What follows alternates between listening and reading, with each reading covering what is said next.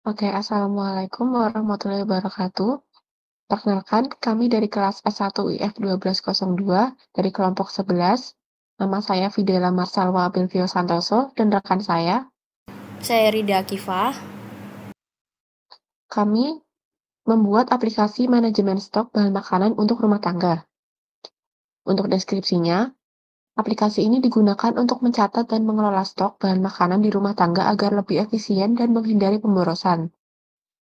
Data utama yang digunakan adalah daftar bahan makanan, jumlah stok, dan tanggal kadaluarsa. Pengguna aplikasi adalah anggota keluarga atau individu yang ingin mengatur stok makanan mereka. Untuk spesifikasinya, yang pertama, pengguna dapat menambahkan, mengubah, dan menghapus data bahan makanan beserta jumlah stok dan tanggal kadaluarsanya. Yang kedua, sistem memberikan peringatan bahan makanan yang mendekati tanggal kadaluarsa. Yang ketiga, pengguna dapat mencari bahan makanan berdasarkan nama menggunakan sekuensial dan binary search. Selanjutnya, pengguna dapat mengurutkan daftar bahan makanan berdasarkan tanggal kadaluarsa atau jumlah stok menggunakan selection dan insertion sort. Lalu selanjutnya, sistem menampilkan laporan total bahan makanan yang tersedia dan yang telah digunakan. Untuk jumlah dan nama menunya sendiri, di sini jumlahnya ada 11 dengan nama menunya sendiri. Yang pertama ada tambah bahan makanan, yang kedua ada ubah bahan makanan, yang ketiga hapus bahan makanan, keempat tambah tanggal kadaluarsa, kelima ubah tanggal kadaluarsa, 6 hapus tanggal kadaluarsa, 7 cari bahan makanan, 8 urutkan bahan makanan, 9 tampilkan statistika, 10 tampilkan semua data, dan yang 11 keluar. Selanjutnya untuk pembagian job desk sendiri, di sini Fidela Marsalwa mengerjakan menu 1 sampai 5, sedangkan saya sendiri Rida Akifah mengerjakan menu 6 sampai 11.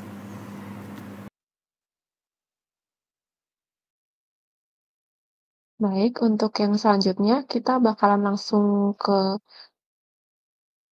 kodenya ya. Sebentar.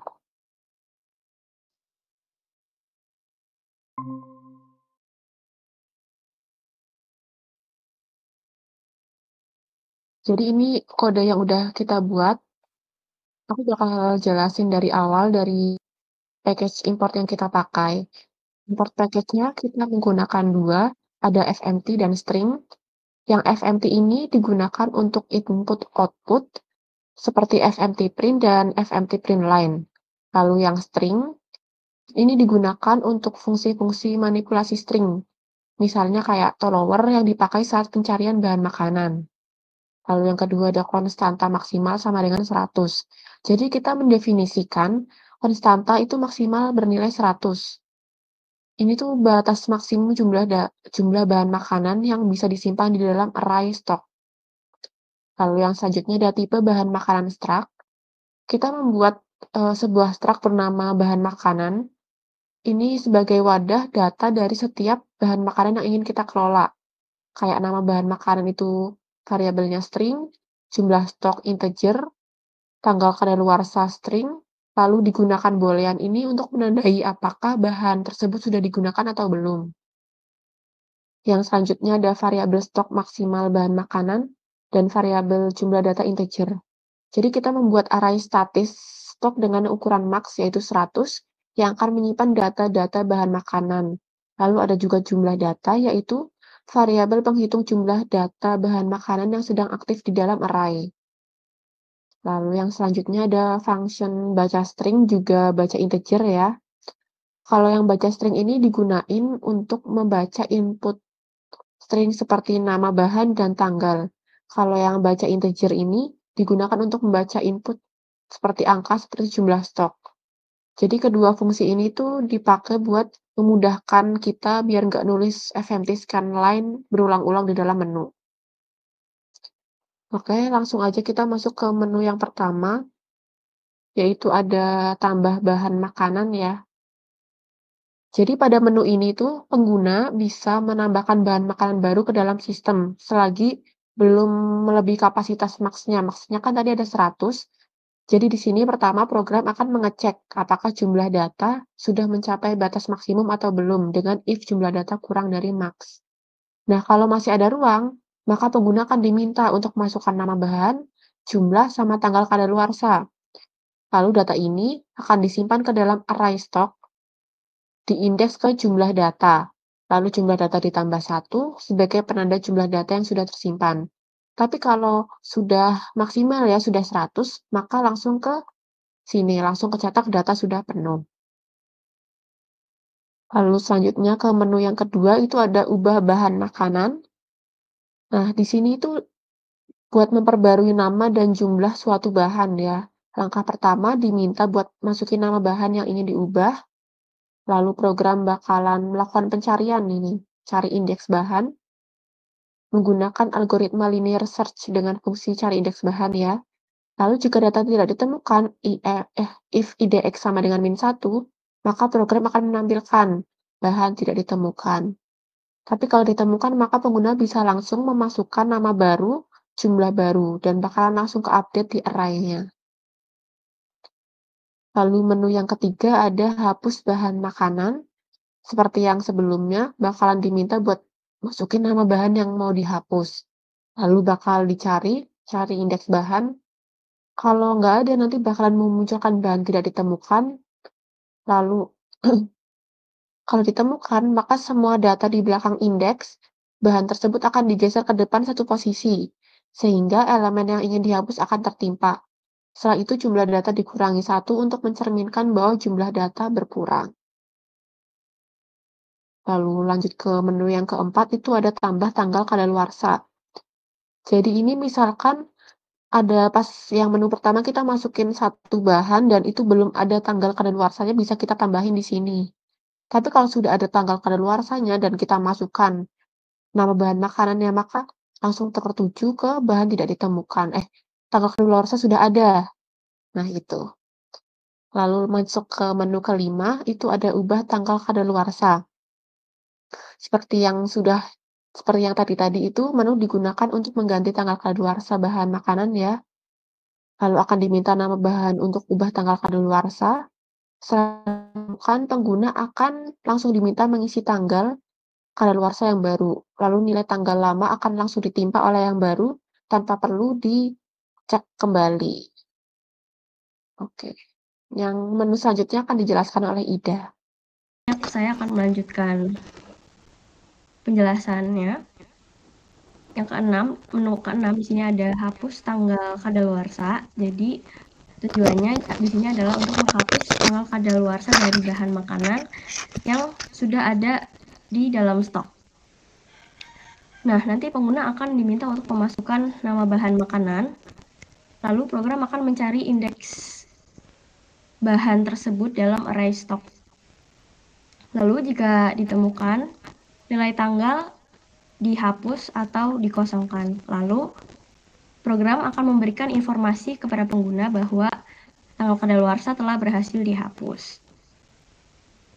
Selanjutnya di menu nomor 7, di sini ada cari bahan makanan, yang mana tujuannya adalah untuk mencari data bahan makanan berdasarkan nama.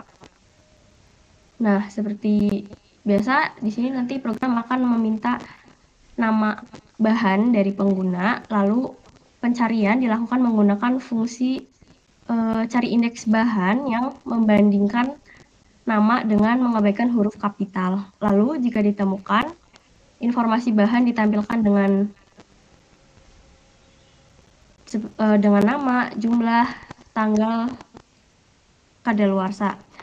Lalu jika tidak ditemukan, akan muncul pesan data tidak ditemukan. Selanjutnya, menu nomor 8, di sini ada urutkan bahan makanan.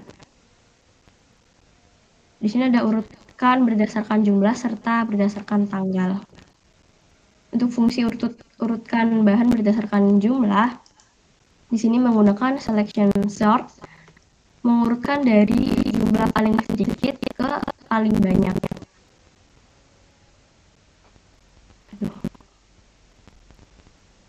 Nah, nanti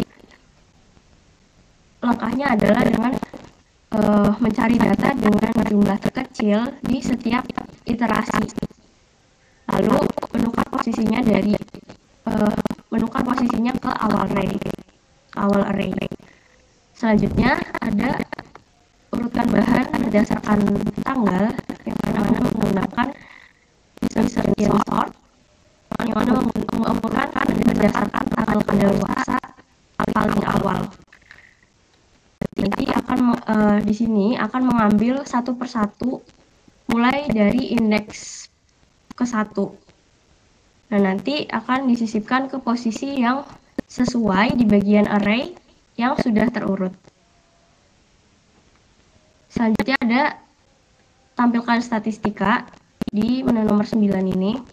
Nah, tujuannya adalah untuk menampilkan ringkasan statistik dari data bahan makanan. Statistik yang akan ditampilkan itu ada total bahan makanan, total seluruh bahan makanan, serta jumlah bahan yang memiliki tanggal kadaluarsa. Di menu selanjutnya ada tampilkan data, yang mana tujuannya adalah menampilkan seluruh data bahan makanan yang tersimpan. Jika tidak ada data, program akan menampilkan pesan tidak ada data. Nah, selanjutnya ada menu keluar, yang mana tujuannya adalah mengakhiri penggunaan program, yang mana prosesnya variabel selesai diset menjadi true untuk menghentikan perulangan menu. Lalu ada di sini muncul ucapan pesan terima kasih. Selanjutnya kita bakal langsung nge-run aja gitu ya, Ida? Iya, betul. Oke. Buat nambahin nama menunya, tambahin apa ya? Ayam. Misalnya di sini jumlahnya 5. Terus dikasih kadaluarsa.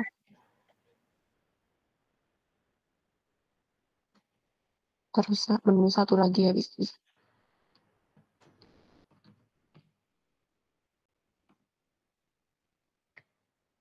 Telur ya.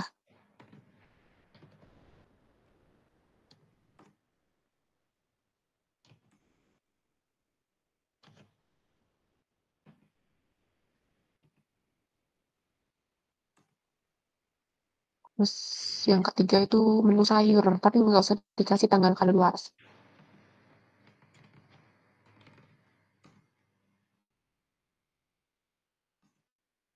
Oke. Terus kita ke menu yang kedua.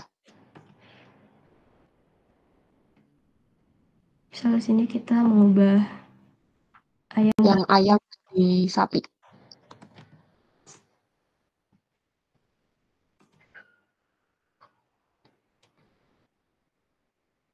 Oke, terus ke yang ketiga. Itu hapus bahan makanan ya. Hapus yang apa, mau ayam atau telur? Telur kali ya. Oke. Oke, selanjutnya Tambah tanggal kadaluarsa. Itu yang sayur berarti. Nah, di sini tadi kan kita nggak masukin tanggal kadaluarsa, jadi di sini kita diminta buat masukin tanggal kadaluarsa yang baru. Gitu. Kalau dari awal udah ada tanggal kadaluarsanya, nanti bakalan muncul kalau itu udah ada tanggal kadaluarsanya. Selanjutnya kita ke menu yang 5. Sayur lagi aja nggak apa-apa, diganti tanggal kadaluarsanya.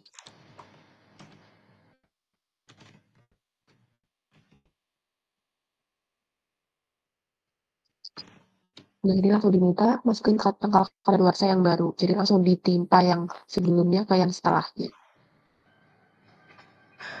Terus selanjutnya 6 ya.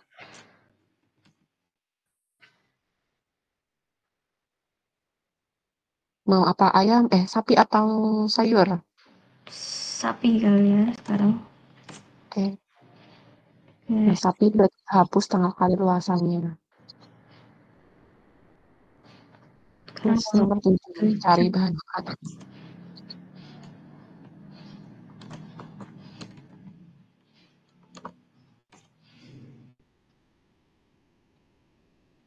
tuh muncul stoknya ada 5, tanggal kadaluarsanya kosong. Menu 8, urutkan bahan makanan. Ini ada berdasarkan jumlah sama tanggal kadaluarsa. Yang jumlah aja. Nah, dari yang paling kecil ke yang terbesar. Dari sapi terus sayur. Nah, menu 9, statistika. Ini outputnya munculin total bahan, jumlah semua bahan, sama tanggal kadaluarsanya ada berapa. Gitu. Menu 10. Nah, ini tampilkan semua data kayak tadi ya. Ada sapi sama sayur. Lalu menu terakhir itu 11 keluar. Oke. Baik, mungkin sekian presentasi tugas besar aplikasi manajemen stok bahan makanan dari kami. Kurang lebihnya mohon maaf. Terima kasih. Wassalamualaikum warahmatullahi wabarakatuh.